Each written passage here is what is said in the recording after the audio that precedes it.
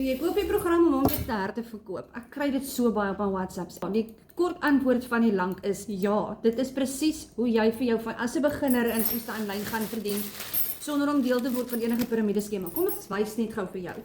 Business 101. As jy wil geld maak, gaan jy een of ander produk, diens of besigheid moet bemark en iets verkoop om geld in te bring.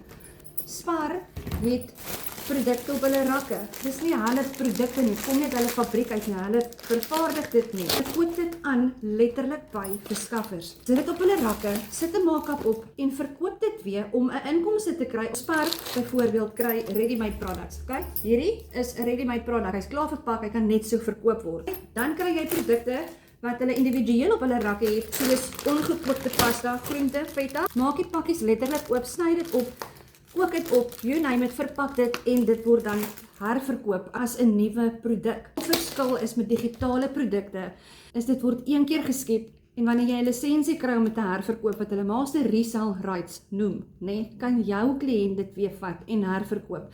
It's basically the perk of the purpose of this whole business. Leer uit hierdie produk uit hoe om vir jouself 'n ekstra inkomste aanlyn te skep, hoe om jou eie produkte te create en te herverkoop.